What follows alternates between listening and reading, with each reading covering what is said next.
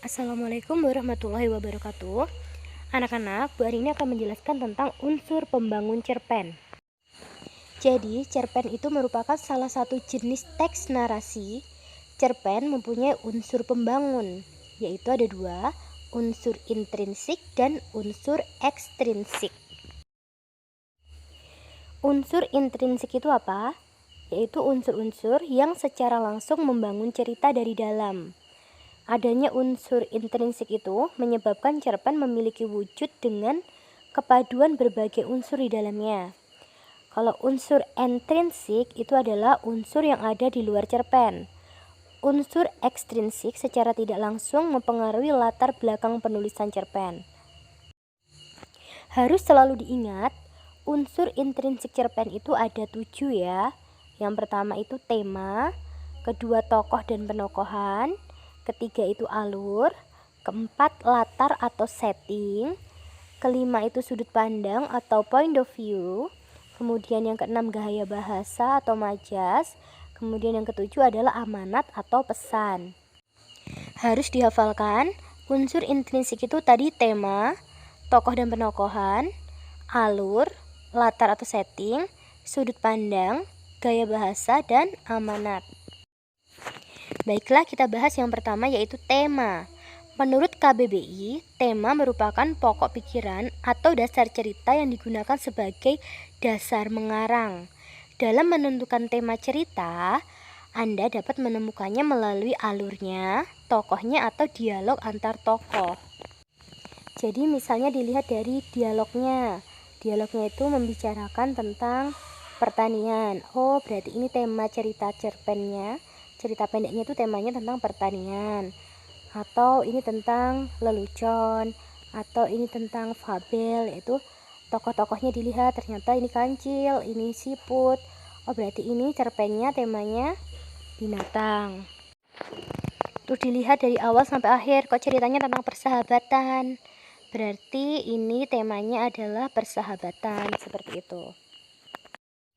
Kemudian unsur intrinsik yang kedua adalah tokoh dan penokohan. Apa bedanya tokoh dan penokohan? Kalau tokoh itu adalah pelakunya atau orangnya, kalau penokohan itu adalah sifat pelakunya atau sifat, sikap, emosi si pelakunya. Ya, jadi tokoh adalah orang yang melakukan perbuatan dan mengalami peristiwa dalam cerpen. Kalau penokohan itu merupakan sifat, sikap, dan emosi yang dimiliki oleh tokoh dalam cerpen tersebut. Misalnya saja cerpen Kancil mencuri timun. Kancilnya ini tokoh utamanya kan Kancil, itu tokohnya. Penokohannya gimana? Licik, cerdas, seperti itu. Nah, tokoh itu terdapat dua jenis, yaitu tokoh protagonis dan tokoh antagonis. Protagonis itu seperti apa? Tokoh yang memperjuangkan kebenaran dan kejujuran serta memiliki watak yang baik. Kalau tokoh antagonis itu seperti apa? Tokoh yang melawan kebenaran dan kejujuran serta memiliki watak yang jelek. Jadi tidak harus jahat ya, bisa jadi dia itu cerewet, terus selalu membuat kesal, seperti itu. Nah, dalam sebuah cerpen, cara pengarang menggambarkan watak tokoh-tokohnya itu ada dua cara. Yang pertama analitik, yang kedua dramatik. Analitik itu seperti apa? Analitik itu yaitu cara penggambaran tokoh secara langsung dan tidak berbelit-belit. Jadi melalui cara ini pengarang langsung menyebutkan watak atau karakter tokohnya. Misalnya si Kancil yang cerdik. Nah, kan langsung disebutkan kalau Kancil itu cerdik. Yang kedua adalah dengan cara dramatik, yaitu cara penggambaran tokoh secara tidak langsung. Jadi dengan cara dialog antar tokohnya, tanggapan tokoh lain, tingkah laku tokoh, dan pikiran tokoh. Unsur intrinsik yang ketiga yaitu alur atau plot. Alur itu apa? Alur adalah urutan jalannya rangkaian peristiwa dalam sebuah cerita. Jalannya sebuah cerita ya, dari awal sampai akhir. Alur itu terbagi menjadi 3, yaitu alur maju, alur mundur, dan alur campuran.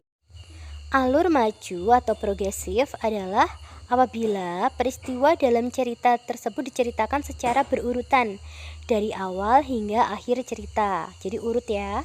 Kemudian alur mundur atau regresi adalah kebalikan dari alur maju. Jadi diawali dari akhir cerita dulu, lalu berlanjut ke konflik, barulah permulaan. Jadi alurnya mundur.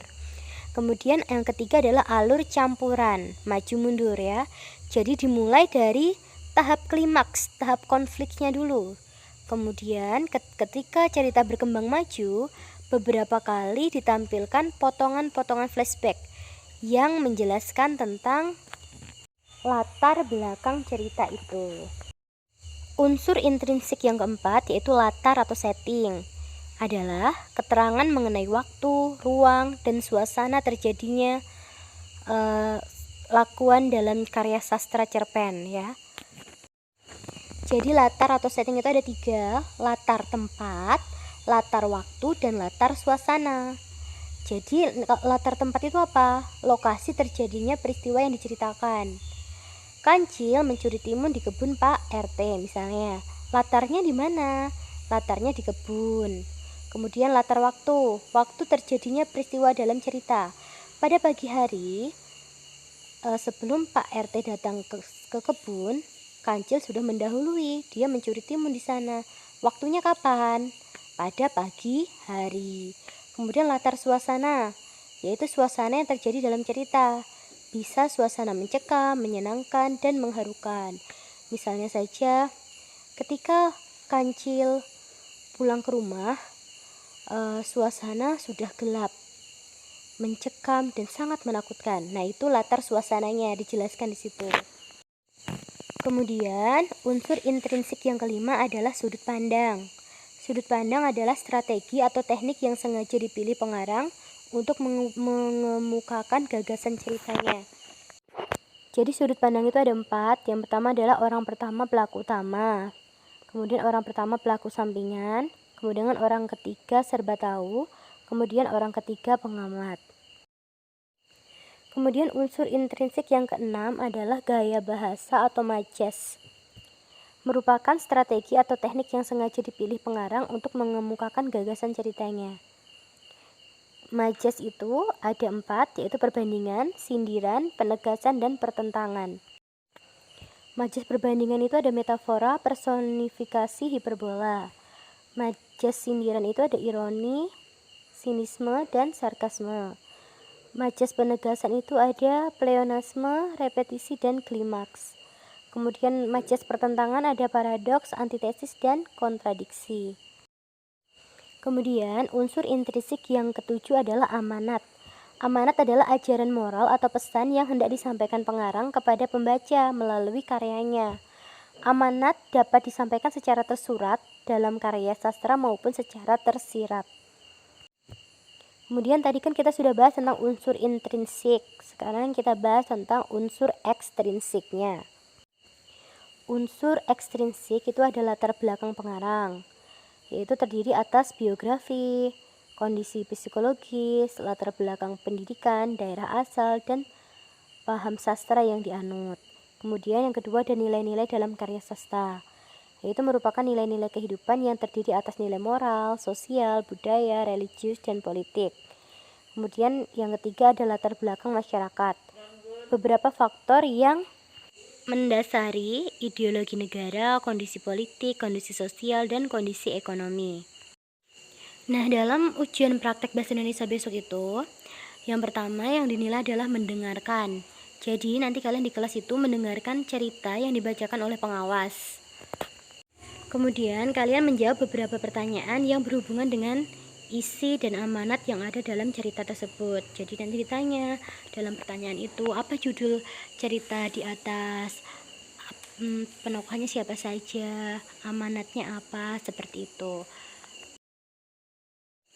Kemudian yang dinilai berikutnya adalah menulis. Kalian nanti menulis kembali cerita yang dibacakan oleh pengawas sesuai bahasa dan pemahaman kalian ya. Jadi kalau pas dibacakan itu dengarkan baik-baik supaya bisa menceritakan kembali.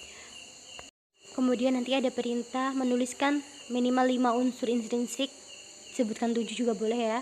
Tadi unsur intrinsik tadi kan ada tema, Berarti nanti misalnya temanya apa kalian tulis. Kemudian tokohnya siapa saja, wataknya apa saja kalian tulis. Latar tempatnya di mana, latar waktunya kapan, latar suasananya gimana, alurnya maju, mundur atau campuran, seperti itu ya. Isi pesan dari cerita itu apa? Amanat dari isi cerita itu apa? Kemudian yang dinilai adalah aspek berbicara, yaitu nanti kalian membuat teks pidato perpisahan kelas 6 temanya ya. Kemudian nanti di sekolah kalian baca di depan para pengawas. Nanti pengawas akan menilai cara kalian membacanya, intonasinya sudah baik atau belum, temponya sesuai atau tidak, ekspresi wajahnya gimana, seperti itu. Menunduk terus atau lihat ke lingkungan sekitar, pembawaannya bagaimana, itu yang dinilai. Tulisannya rapi atau tidak, seperti itu.